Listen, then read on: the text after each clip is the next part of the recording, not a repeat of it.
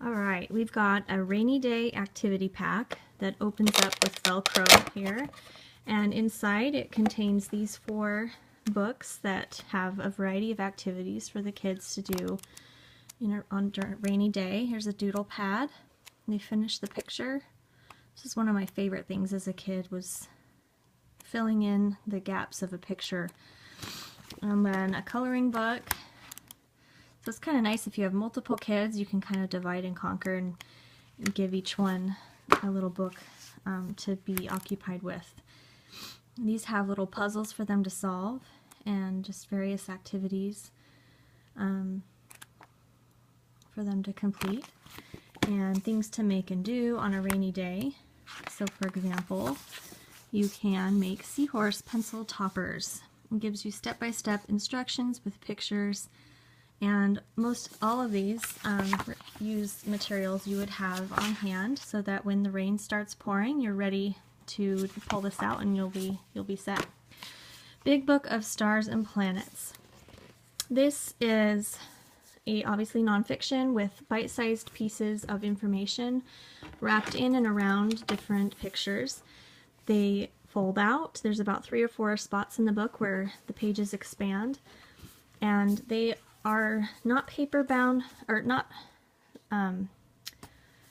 they're kind of like poster board pages is what I'm trying to say. They're more durable than your regular book, but you can see that it goes into great detail on the topic without looking busy on the page, and lots of great information in this one. Muddle and Match. This is a series, also has a boy and a girl book that you can mix and match. What's nice is there's alliteration on the left. Each little palette or piece has the same beginning sound at least 3 times, and that's great for those beginning readers to hear that beginning sound be the same, and super fun for them to mix and match the top, middle, and bottom. I was going to say too, this actually comes in a series too, so if you like this type of book, there's an animal, a bug, you know, all kinds. So if you just type in Big Book of in the search engine on the website, you'll find lots of those titles. This is an awesome book on cycling that just has tons of great photographs, again, lots of information, and this comes in a series as well that has various topics like helicopters. There's a helicopter book, tanks, and all kinds of stuff. So if you put in, I think it's Discovery Adventure, or just put in Discovery, I believe that you'll find lots of titles like this. This one. Look Inside Your Body has tons of flaps. Flaps within flaps, and even. So, for example, we've got this guy, and he's labeled. Then we have some information on muscles and how those work together, and then if you lift that flap, you learn about the bones. And again, inside the bones, you can see the organs that the bones are protecting. There's all kinds of good stuff there, your brain. Anyway, this book is super fun for kids because they can lift all these flaps within the flaps on each page.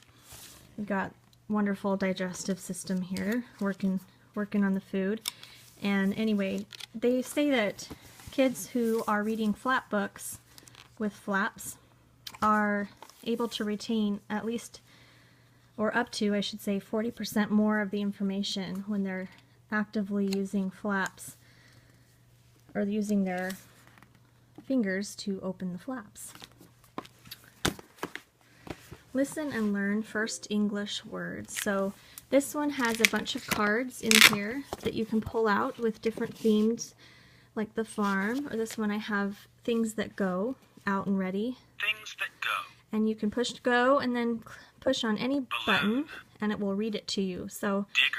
English language learners, or even just beginning readers, can really start to feel confident in learning words as they can have it read to them, and then they can start learning the words as well.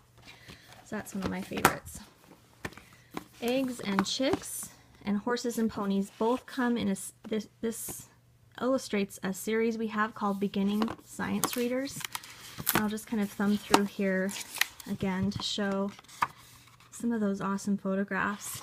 And these are perfect for like the pre-K to second grade kid. And even those higher, older kids that are struggling with reading, this is great because it doesn't make them feel like they're reading a little kid book if they are on a simpler level for their age. So lots of great information. At the back of these books, they also have a URL you can go to after the picture glossary here. And the URL will give you keywords to type in, and you can do interactive things online that are always regularly reviewed and appropriate for the age group, so they can do more research online. Same thing with Horses and Ponies. Let me show you a couple pages from this one.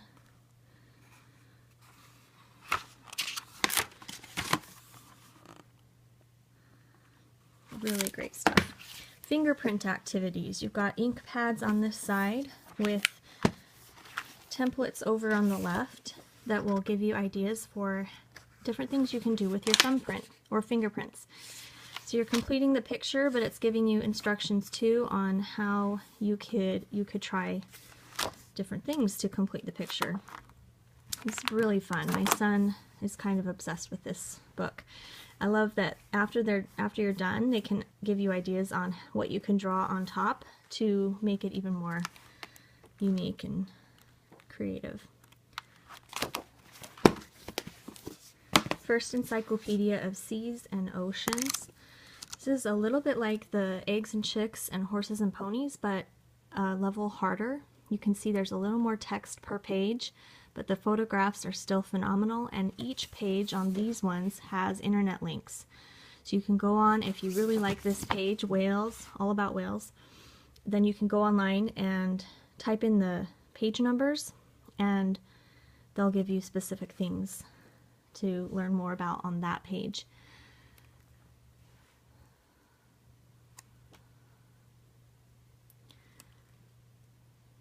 Really cool. On the Train is part of a series that is the Shine a Light series. We've got the seashore, the apple tree, the rainforest, and now the train. Each page has a spot on the picture that something is hiding in, and this child can shine a light through the back to see what's hiding. So then when they turn the page, they'll see the image with more information about what they were seeing. And I will have a little video to demonstrate this series in just a little while, probably when we meet all live together. But each page again has these images that they're not able to see unless they shine a flashlight through the back, and then it illuminates the picture. It's really cool. Lift the Flap Opposites. So we have Lift the Flap Colors, we have Lift the Flap Word Book, which is one of my favorites, and then now Lift the Flap Opposites. So for those little preschoolers who are learning the opposites, we have Over and Under, Noisy, where's the flap? There it is. And again, as they are using their hands to lift the flap, they are engaging another sense, and they are able to remember what they are reading a lot better. Noisy and Quiet, and each page is so beautifully illustrated with different themes. So we got At the Park, Above or Below. What do you think will happen to this short dog when you lift the flap?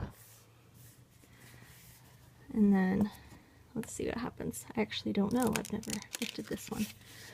Oh, he gets long. That's cool. In the Jungle. All right, so go ahead and get guessing. Which books are Carly's favorites on her wish list, and which ones are brand new titles from 2 weeks ago?